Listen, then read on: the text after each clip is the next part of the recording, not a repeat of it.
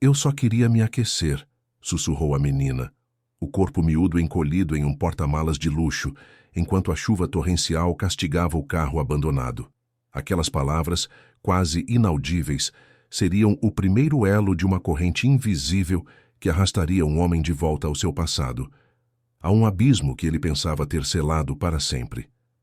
O que viria a seguir desafiaria tudo o que ele acreditava sobre si mesmo, sobre a justiça e sobre o verdadeiro custo do sucesso. Se prepare para uma história que vai te prender do início ao fim. Assista até o final e depois me conta nos comentários dando uma nota de 0 a 10 para essa jornada. E se essa história te tocar, se inscreve no canal para apoiar meu trabalho. Eu conto com você. Naquela noite fria e chuvosa de outono, São Paulo se vestia de melancolia.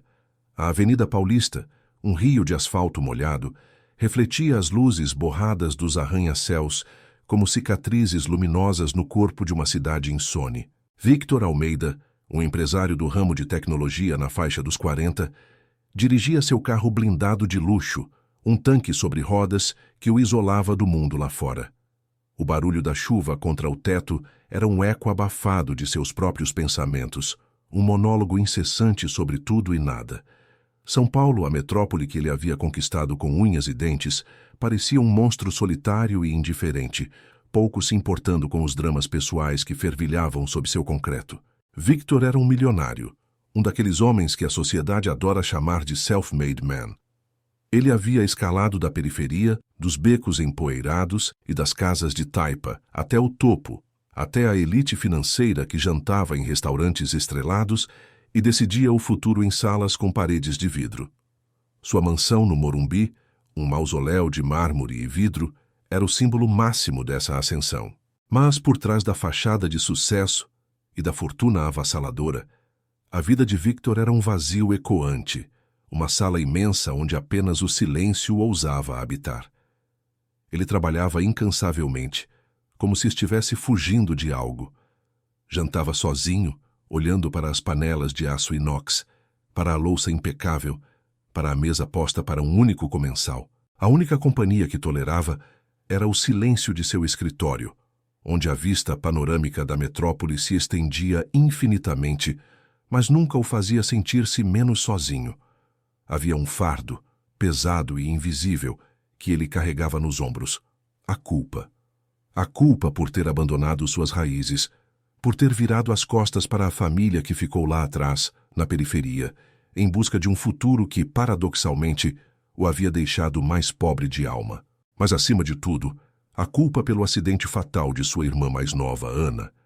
Anos atrás, um evento brutal que o havia impulsionado a mergulhar de cabeça no trabalho, a construir um império como uma barreira contra a dor, uma fuga desesperada. Ana, o nome que ele evitava pronunciar, a memória que ele tentava enterrar sob pilhas de contratos e dígitos bancários, era o ponto cego de sua existência, a ferida que nunca cicatrizava, por mais que ele tentasse cobri-la com o ouro de sua fortuna. A chuva engrossava, o ronco do motor do carro de luxo preenchia a cabine, e Victor se sentia mais uma vez engolido por aquela solidão que o acompanhava como uma sombra. Ele repassava mentalmente os números da próxima aquisição, os riscos, os lucros potenciais. Era assim que ele preenchia o espaço em sua mente, com a frieza dos negócios, com a racionalidade dos investimentos, para não deixar espaço para a emoção, para a culpa, para Ana. Foi ao parar num semáforo numa rua menos movimentada do bairro que o impensável começou a se desenhar. A via, lateral à grande avenida, era escura, iluminada apenas pelos postes tremeluzentes e o reflexo das poças. O aguaceiro descia com uma fúria quase bíblica, e os limpadores de para-brisa mal davam conta de afastar a cortina d'água. Victor mal percebeu o carro parado à sua frente, imerso em seus próprios demônios. Mas então, um detalhe chamou sua atenção. Um ponto fora da curva que se recusava a ser ignorado. Era um barulho sutil, quase inaudível sob a chuva torrencial e o som de seu próprio motor. Um som vindo de um carro idêntico ao seu, parado a poucos metros de distância, com a porta do motorista entreaberta. Parecia abandonado às pressas, um fantasma de metal e vidro na escuridão da noite.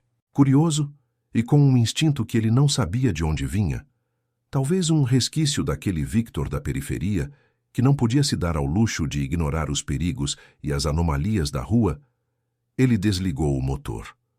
O silêncio que se seguiu foi quase ensurdecedor, quebrado apenas pelo ritmo frenético da chuva. Victor hesitou por um segundo, seu lado racional gritando que aquilo era perigoso, que não era problema dele. Mas algo o impeliu, uma força invisível, quase magnética.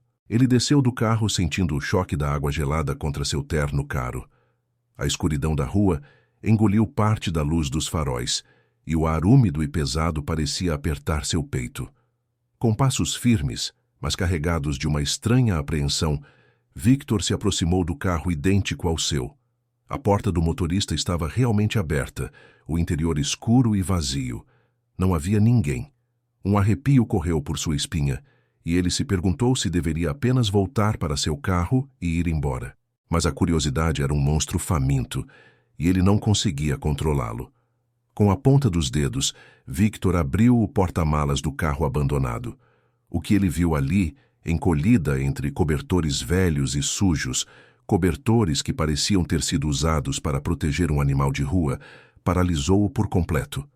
Uma menina, uma criança de uns 7 anos com olhos enormes e assustados, que pareciam absorver toda a luz e a escuridão do mundo. Os cabelos emaranhados e molhados grudavam em seu rosto pálido e sujo. A roupa encharcada a fazia tremer incontrolavelmente, um pequeno corpo tremelicando como uma folha ao vento. Ela era a imagem mais pura da vulnerabilidade, e seu olhar fixou-se em Victor com uma intensidade que parecia enxergar através de toda a sua armadura de sucesso e indiferença. Seus lábios rachados se moveram, e ela sussurrou, com a voz quase inaudível, esmagada pelo som da chuva. Eu só queria me aquecer. As palavras foram um soco no estômago de Victor, mas o que ela disse em seguida o atingiu como um raio, uma descarga elétrica que o fez cambalear para trás, como se tivesse levado um golpe físico. Ela continuou, com uma estranha sabedoria nos olhos infantis, apontando para o abismo da alma de Victor. Você tem o mesmo olhar triste do meu pai e o mesmo cheiro de canela que a Ana gostava. O mundo de Victor paralisou. Ana. O nome de sua irmã morta, um detalhe tão íntimo, tão particular, vindo da boca de uma criança desconhecida, no meio de uma rua escura e chuvosa, o atingiu com a força de um tsunami. O cheiro de canela. Ah, o cheiro de canela. Era o perfume caseiro que sua mãe fazia para ele na infância. Um segredo de família, uma memória olfativa que ele pensava ter enterrado para sempre sob camadas e mais camadas de concreto e esquecimento. Aquela criança, de alguma forma, havia acessado um cofre lacrado em sua alma, um lugar que ele jurou nunca mais revisitar. A menina, Sofia, apertava com força um colar de miçanga simples, desgastado pelo tempo e pelo uso. Nele, pendia um pequeno pingente de madeira em formato de flor, tosco, mas delicado. Victor reconheceu aquele pingente com um choque gelado que percorreu cada célula de seu corpo. Era idêntico, absolutamente idêntico, ao que sua irmã Ana havia esculpido para ele antes de morrer. Um presente de criança para criança, há tantos e tantos anos, um talismã que ele guardara por um tempo e que, assim como o cheiro de canela, fora empurrado para o fundo de sua memória. Jogado na escuridão porque a lembrança era dolorosa demais. Não havia mais dúvidas. Aquela menina não era apenas uma criança perdida. Ela era um elo, uma ponte viva para um passado que Victor havia tentado destruir, queimar, apagar. A menina estava claramente fugindo de algo ou alguém, uma vítima de um esquema sujo que se espreitava nas sombras daquela cidade que ele pensava conhecer tão bem. E ela sabia coisas sobre ele, sobre Ana, sobre o cheiro de canela. Victor não podia simplesmente deixá-la ali, não depois daquelas palavras, não depois daquele olhar. Em meio à confusão, à dor e ao choque, uma certeza começou a nascer em Victor, uma certeza que o assustava e o impulsionava ao mesmo tempo. Aquele encontro não era um acaso, era um chamado. E ele, o milionário solitário e quebrado por dentro, sabia que não poderia mais ignorar. Ele tinha que agir. E isso era só o começo. Victor, com o coração batendo descompassado e a mente em turbilhão, não pensou duas vezes. A imagem da pequena Sofia, tremendo e sussurrando o nome de Ana, era mais poderosa do que qualquer cálculo de risco ou de reputação. Ele a pegou no colo, sentindo o peso leve e frágil daquele corpo miúdo, molhado e frio. Envolveu-a no próprio paletó, tentando transferir um pouco de seu calor, um gesto instintivo que há muito não fazia. O porta-malas do carro de luxo, antes um depósito de cobertores sujos e escuridão, agora parecia um buraco negro de miséria que Victor precisava fechar. Ele a levou para seu carro blindado, o refúgio seguro em meio à tempestade. O motorista particular, que esperava pacientemente, lançou um olhar discreto ao ver a criança nos braços do patrão, mas a expressão séria de Victor impôs um silêncio imediato. A mansão no Morumbi, um palácio de mármore e vidro, foi o destino. Era um lugar grandioso, sim, mas também um porto seguro, impenetrável do lado de fora, onde Victor acreditava que nenhum mal ousaria entrar. O que ele não sabia é que o mal já estava lá dentro, camuflado na culpa e no esquecimento que ele havia cultivado por anos. Na vastidão da mansão, Sofia era um ponto tão pequeno, quase insignificante, mas sua presença ressoava em cada cômodo. Victor a levou para um dos muitos quartos de hóspedes, um espaço luxuoso e impessoal. Mandou que a governanta, a discreta Dona Clara, preparasse um banho quente, roupas secas e a comida mais reconfortante que pudesse encontrar. Enquanto Sofia era cuidada, Victor se trancou em seu escritório, as mãos tremendo ligeiramente. O cheiro de canela, a flor esculpida. Ana. Tudo voltava como uma avalanche, um tsunami de memórias que ele havia tentado conter por tanto tempo. Ele tentava organizar os pensamentos, mas a mente patinava. Aquela menina era uma chave, uma peça fundamental de um quebra-cabeça que ele havia abandonado. Quando Dona Clara o chamou, avisando que Sofia já estava aquecida e se alimentando, Victor desceu as escadas com uma apreensão que há muito não sentia. Sofia estava sentada à mesa da cozinha, envolta em um roupão felpudo que era grande demais para ela, sorvendo um caldo quente com as duas mãos. Os olhos grandes, antes cheios de terror, agora mostravam um brilho de curiosidade enquanto ela observava o ambiente ao redor. Ela parecia uma boneca de porcelana perdida em um castelo. Victor sentou-se à sua frente, tentando manter a calma. — Está melhor, Sofia? Ele perguntou, sua voz tentando soar firme, mas traindo uma suavidade que ele não sabia que ainda possuía. Ela assentiu, os lábios manchados de caldo. — Sim, o caldo está gostoso, e aqui é quente. Na rua eu estava com tanto frio. Victor sentiu um aperto no peito. — De onde você veio, Sofia? Quem são seus pais? A menina hesitou, os olhos baixando para o pingente de flor em seu colar. Ela o apertou novamente, como se buscasse força ali. — Eu morava num casarão grande, com muitas crianças. Mas não era como aqui. Lá era sempre escuro. E tinha o tio Elias. Ele não gostava que a gente falasse muito. Tio Elias. O nome era um sussurro, mas no silêncio daquela cozinha soou como um trovão. Victor sentiu o sangue gelar. Elias, seu primo distante, aquele que ele havia deixado para trás na periferia, o homem que havia se aproveitado de sua ausência e da fortuna que ele havia enviado para a família para cuidar do antigo casarão. O mesmo casarão que, segundo a premissa que ele agora desenterrava da memória, seria uma fachada para uma instituição de caridade. A peça do quebra-cabeça se encaixava, mas trazia consigo uma verdade perturbadora. Aos poucos, Sofia começou a se abrir, não com palavras longas, mas com desenhos. Compulsivamente, ela rabiscava em folhas de papel que Victor lhe dava, usando lápis de cor que ele havia mandado comprar às pressas. Eram desenhos de um casarão antigo, com janelas quebradas e paredes descascadas, exatamente como Victor se lembrava de sua antiga casa de infância. Mas nos desenhos havia também figuras sombrias, homens de terno escuro e semblantes duros. Victor reconheceu Elias em um deles, com sua característica cicatriz na sobrancelha. E havia outras figuras, que ele não conseguia identificar, mas que pareciam exalar maldade. Eles eram maus, Sofia sussurrou um dia, apontando para um dos desenhos. Eles não gostavam de quem fazia perguntas, como a Ana. O nome de Ana, mais uma vez. A cada dia, a conexão entre Sofia e Ana se aprofundava, se enroscava na alma de Victor. Sofia falava de uma tia Ana, que visitava o casarão, que trazia doces, que conversava com as crianças, que fazia perguntas. Ela disse que ia nos ajudar, mas daí ela sumiu. E o tio Elias ficou bravo, Sofia contou com a voz embargada. Aquele acidente de Ana, que Victor havia usado como justificativa para fugir da periferia e mergulhar no trabalho, criando seu império como uma espécie de autoexílio, começou a ruir em sua mente. Ele se lembrava dos poucos detalhes que a polícia havia dado, da versão oficial que ele aceitara sem questionar, em seu luto e culpa avassaladores. Agora, através dos olhos de uma criança, uma nova e terrível verdade começava a emergir. Ana não havia morrido em um acidente. Ela estava investigando as atividades ilícitas de Elias no casarão, tentando proteger as crianças da comunidade. Sua morte, ele descobriu com horror, havia sido um aviso brutal, uma execução para que ela parasse de fuçar onde não devia.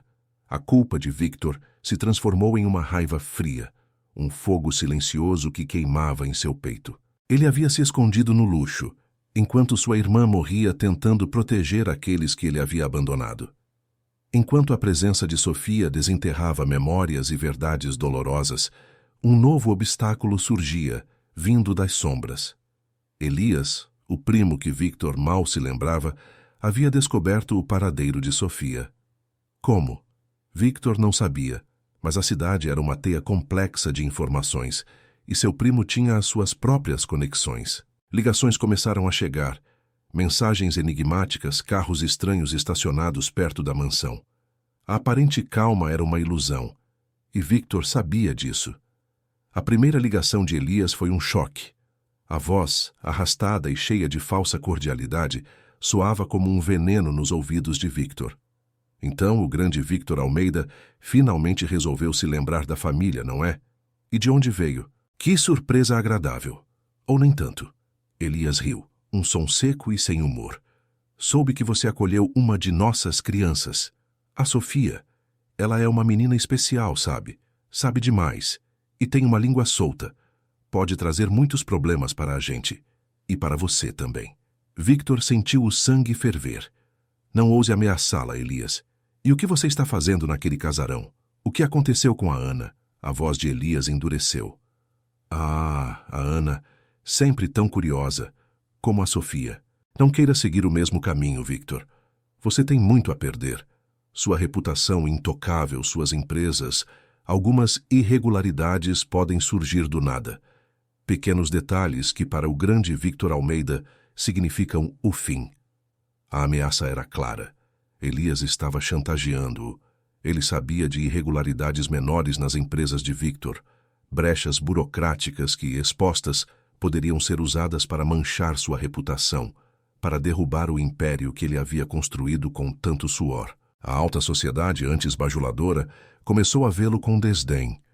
Sussurros nos jantares de gala, olhares tortos nos clubes exclusivos. O milionário excêntrico que se envolveu com problemas de rua, diziam. Que desnecessário. Os sócios começaram a recuar, os investimentos a congelar. Victor estava sendo encurralado. Mas, ao invés de fazê-lo recuar, as ameaças de Elias acenderam uma chama em Victor. A covardia e a vergonha por ter abandonado suas raízes, que o haviam paralisado por anos, agora se chocavam com uma raiva justa, uma necessidade premente de proteger Sofia e de finalmente fazer justiça por Ana.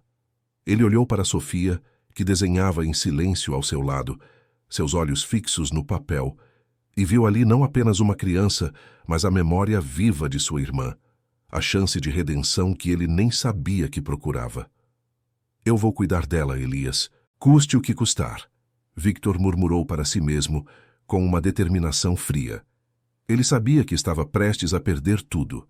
Seu status, seus amigos da alta sociedade, talvez até parte de sua fortuna. Mas a inocência de Sofia, o sorriso que raramente surgia em seu rosto, e a lembrança de Ana, que agora parecia mais presente do que nunca, o impulsionavam. Ele começou a mover as peças, a usar seus contatos, seu dinheiro, para financiar uma investigação particular. Ele precisava de provas, de algo concreto para desmascarar Elias e sua rede de corrupção. A luta estava apenas começando e Victor sabia que não seria fácil. Ele estava entrando em um jogo perigoso, um jogo que poderia custar sua vida, mas pela primeira vez em anos, Victor Almeida sentia que estava fazendo a coisa certa. E isso era só o começo da queda de Elias. Os dias que se seguiram transformaram a mansão de Victor em um campo de batalha silencioso. Cada passo, cada ligação, cada olhar parecia carregado de uma tensão crescente. Elias, sentindo a resistência de Victor, apertou o cerco. As irregularidades menores nas empresas de Victor, antes apenas ameaças veladas, começaram a ser sutilmente vazadas para a imprensa e para investidores-chave. Relatórios financeiros antes impecáveis, de repente, mostravam inconsistências. Pequenos desvios que, isolados, não eram nada, mas somados, formavam uma imagem de negligência ou, pior, de conduta questionável. A alta sociedade, antes seu palco de ostentação, agora era um tribunal de sussurros e olhares. Victor, o milionário intocável, estava se tornando o excêntrico que havia se envolvido com problemas de rua. Seus sócios antes bajuladores começaram a se afastar, invocando cláusulas contratuais, diferenças de visão e a necessidade de proteger a imagem da empresa. Amigos que o acompanhavam em jantares caros e viagens de luxo evaporaram como fumaça, temendo que a má reputação de Victor pudesse arranhar suas próprias fachadas de perfeição. Ele perdia reuniões importantes, contratos eram cancelados, investimentos congelados. Ele a usava para financiar uma investigação particular minuciosa, para garantir a segurança de Sofia com uma equipe discreta e para cobrir os rombos que as intrigas de Elias abriam em suas finanças. Era um sangramento lento, mas constante, que ameaçava levá-lo à falência moral e talvez financeira. Victor sentia o peso dessas perdas, mas, surpreendentemente, não era a dor que ele esperava. Havia uma estranha leveza. O vazio que antes o consumia parecia estar sendo preenchido por um propósito. Ele olhava para Sofia, brincando timidamente no vasto jardim da mansão, seus desenhos agora um pouco menos sombrios, e via nela a imagem de Ana. A inocência de Sofia era um espelho da irmã que ele havia falhado em proteger, uma segunda chance de fazer a coisa certa. Eu te prometo, Ana. Ele sussurrava para o nada à noite, olhando para a vista panorâmica da cidade que agora parecia tão indiferente quanto antes, mas de uma nova forma. Eu não vou falhar de novo. O conflito interno de Victor, sua covardia e vergonha por ter abandonado suas raízes e sua família, agora se chocava com o conflito externo, a guerra aberta contra Elias. Elias, que em suas ligações parecia se deleitar com o sofrimento do primo. Você está perdendo tudo, Victor, por causa de uma pirralha e de fantasmas do passado. Não vale a pena. Me devolva a menina e podemos esquecer tudo isso. Você volta para sua vida de luxo, eu cuido dos meus negócios. Mas Victor não podia mais. A cada ameaça, a cada perda, sua determinação se fortalecia. Aquele não era mais apenas sobre Sofia. Era sobre redenção. Era sobre Ana. A pressão era imensa. Os capangas de Elias, homens de terno escuro e olhares gélidos, começaram a aparecer mais próximos da mansão. Não entravam, mas suas presenças eram sentidas, uma sombra constante no perímetro de segurança. Victor sentia o perigo se aproximando, como uma fera farejando a presa. Ele sabia que o tempo estava se esgotando. Precisava de algo mais, algo irrefutável para derrubar Elias e a rede de corrupção que ele tecia. A investigação particular que ele financiava trazia apenas fragmentos, pistas soltas, que sem uma peça central não poderiam ser usadas para incriminar Elias sem colocar Sofia em risco ainda maior. Sofia, apesar do trauma, aos poucos, demonstrava uma resiliência impressionante. Em meio a momentos de silêncio e introspecção, ela desenhava compulsivamente. Mas agora, Seus desenhos não eram apenas figuras sombrias ou o casarão antigo. Eles começavam a mostrar detalhes, pequenos símbolos que Victor não compreendia completamente. Um canto específico do casarão, uma flor murcha plantada em um vaso, um número rabiscado em uma parede. Eram memórias fragmentadas como peças de um quebra-cabeça que ela tentava montar em sua mente infantil. Certa tarde, Victor estava ao lado de Sofia, observando-a desenhar. Ela estava no chão da sala de estar, rodeada por lápis de cor e folhas de papel. Seu novo objeto de fixação era uma representação detalhada do antigo casarão com todos os seus arcos e janelas. Ela apontou para um ponto específico na parede externa de um dos cômodos, um detalhe que Victor reconheceu como sendo um dos quartos do andar de baixo, que sua mãe usava como depósito. Aqui, ela disse, a voz pequena, mas clara. A tia Ana sempre olhava para essa parede, e ela falava que era um segredo. Um segredo para quando as coisas ficassem muito ruins. Victor congelou. Um segredo. Naquele momento, todas as peças se encaixaram em sua mente como um relâmpago. Ana sempre foi uma menina perspicaz, curiosa, com um talento para observar o que os outros ignoravam. E ela amava os segredos, os esconderijos, as caças ao tesouro. Aquela parede. Ele se lembrava de Ana, quando criança, brincando de esconder tesouros por ali. Será que ela havia escondido algo real? A revelação de Sofia foi um momento de pura clareza, uma faísca na escuridão. O casarão da família, aquele lugar que Victor havia tentado varrer para debaixo do tapete de sua memória, agora se tornava o centro de tudo. Ele sabia que precisava ir até lá, sozinho. O risco era imenso, mas a urgência era maior.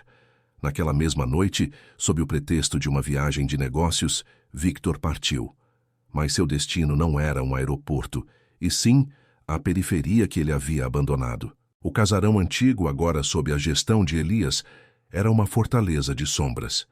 Victor, usando a astúcia e os recursos que havia acumulado no mundo dos negócios, conseguiu se infiltrar. Ele não era mais o garoto assustado que havia fugido.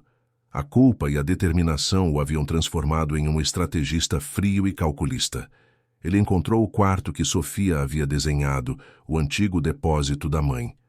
A parede velha e com a pintura descascada parecia comum. Mas Victor, com a memória viva das brincadeiras de infância e das palavras de Sofia, começou a examinar. Passou os dedos pela superfície, procurando por alguma irregularidade, algum indício. E ali estava. Um pequeno desnível, quase imperceptível, disfarçado sob camadas de tinta e poeira. Com uma ferramenta improvisada, Victor conseguiu abrir um pequeno vão. Por trás de uma parede falsa, revelou-se um esconderijo secreto. Não era um buraco grande, mas o suficiente para guardar algo valioso. E ali, embrulhado em um pano velho, estava o diário de Ana. Um caderno de capa dura, desbotado pelo tempo, mas intacto. Victor sentiu as mãos tremerem novamente, mas agora não era de medo, e sim de uma emoção avassaladora. Era como se estivesse segurando a própria alma de sua irmã. Ele abriu o diário, as páginas amareladas cheias da caligrafia familiar de Ana. Anotações, nomes, datas, lugares, e para seu choque ainda maior, alguns pequenos envelopes colados às páginas contendo pendrives minúsculos. Gravações. Ana havia documentado tudo. Ela havia investigado as atividades ilícitas de Elias com uma coragem que Victor nunca soube que ela possuía. O diário revelava o esquema de lavagem de dinheiro, a exploração de crianças em pequenos furtos e como mulas para um esquema de tráfico de influência. Nomes de pessoas poderosas da cidade, políticos, empresários, advogados, todos envolvidos na teia de corrupção tecida por Elias. A extensão da depravação era chocante. Ana havia sido uma heroína, e ele, Victor, um covarde. A verdade, fria e brutal, o atingiu em cheio. Sua irmã não havia morrido em um acidente. Ela havia sido assassinada para silenciá-la, e Victor havia fugido, deixando-a para trás, sem saber que ela estava lutando uma batalha tão cruel. As provas estavam ali, nas suas mãos. As lágrimas escorreram pelo rosto de Victor, não apenas de dor, mas de uma raiva implacável e de uma determinação inabalável. Agora, ele tinha as armas, ele tinha as provas. Elias e sua rede de poderosos estavam prestes a ser desmascarados. A virada havia chegado. E o que aconteceria em seguida mudaria não apenas a vida de Victor e Sofia, mas a de muitos outros, de formas que ele nem sequer podia imaginar. O palco estava montado. Elias, com um sorriso largo e ensaiado, digno de um político em campanha, estava no centro do recém-reformado casarão.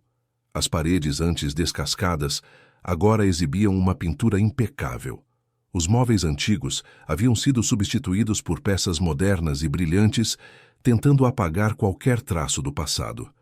A fachada de instituição de caridade estava mais forte do que nunca, e Elias havia convocado uma coletiva de imprensa grandiosa para inaugurar uma nova ala de acolhimento infantil. Políticos locais, empresários de renome e jornalistas famintos por uma boa história se aglomeravam no grande salão, brindando a falsa benevolência.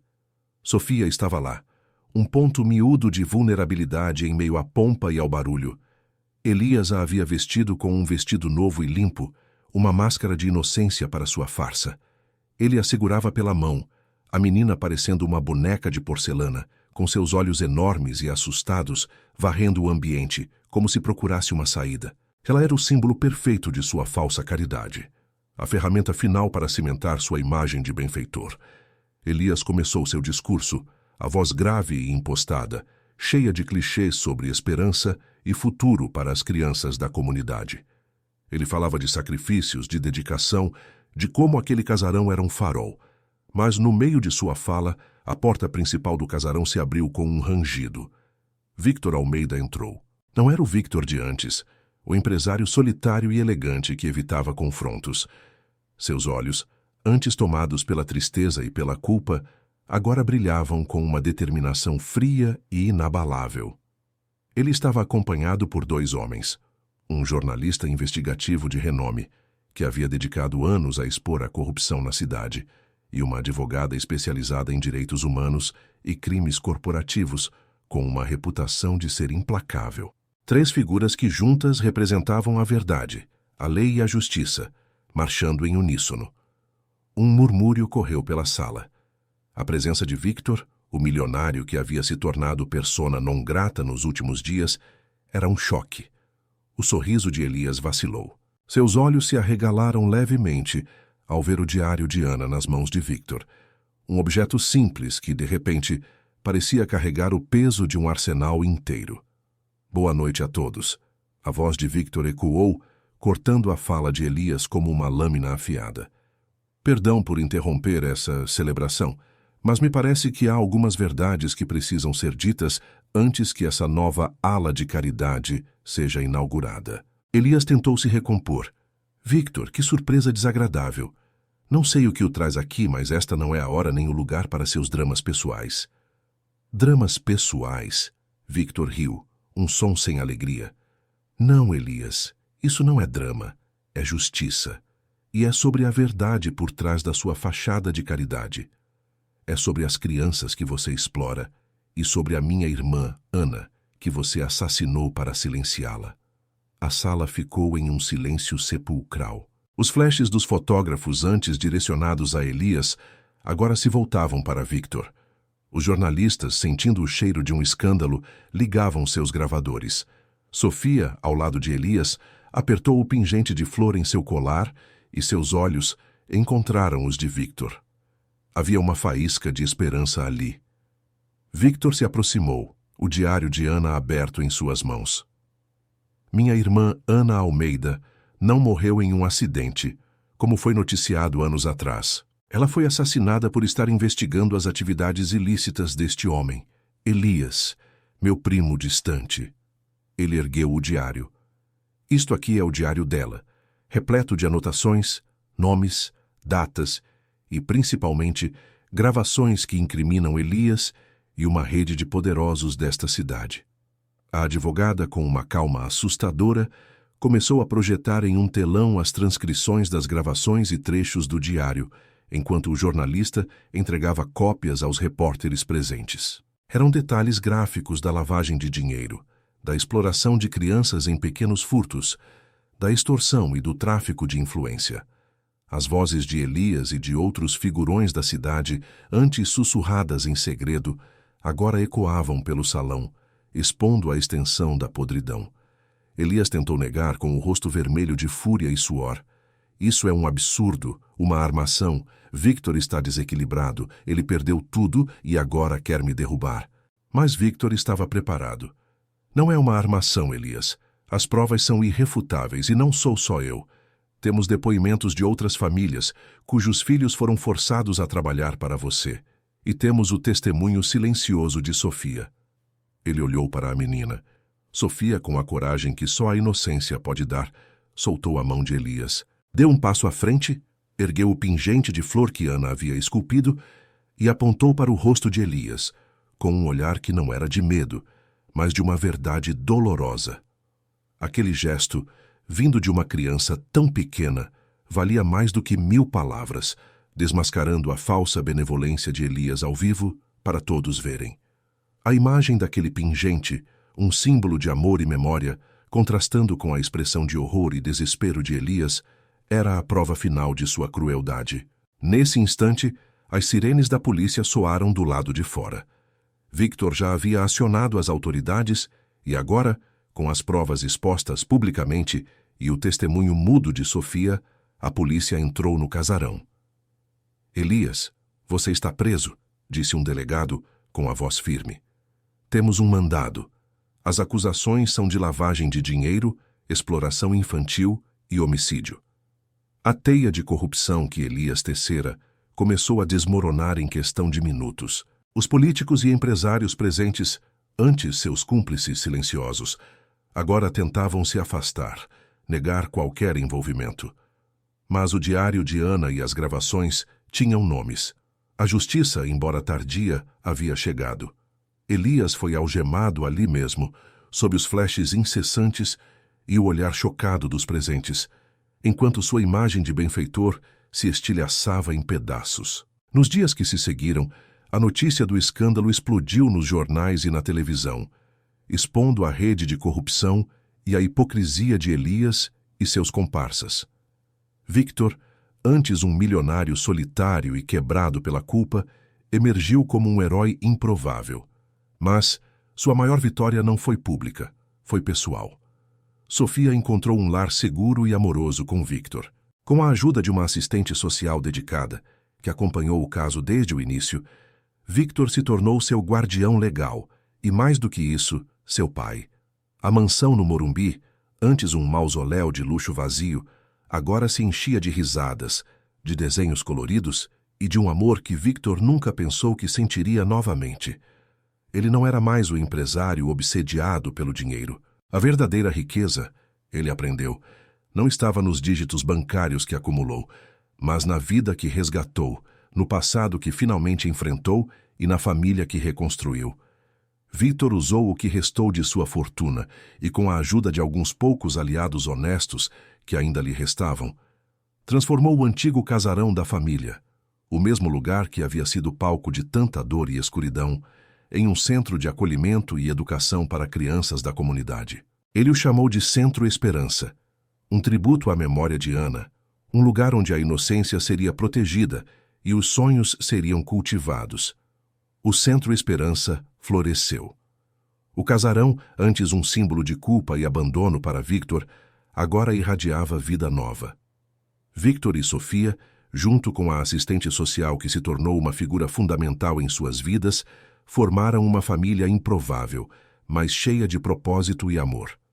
A última imagem é de um dia ensolarado no pátio do Centro Esperança. Crianças de todas as idades brincam e aprendem, suas risadas ecoando entre as paredes, que um dia abrigaram tanta tristeza.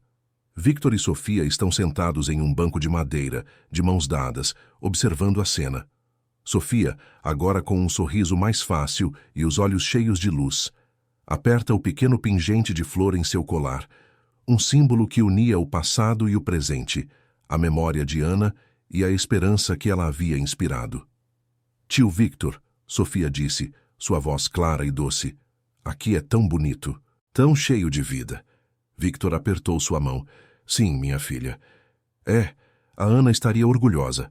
Às vezes, é preciso perder tudo para encontrar o que realmente importa e para ver que, mesmo nas sombras, sempre pode haver um cheiro de canela que nos guia de volta para casa. Se essa história tocou você de alguma forma, se inscreve no canal. Eu prometo trazer histórias assim com frequência, para fazer seus dias um pouco mais leves.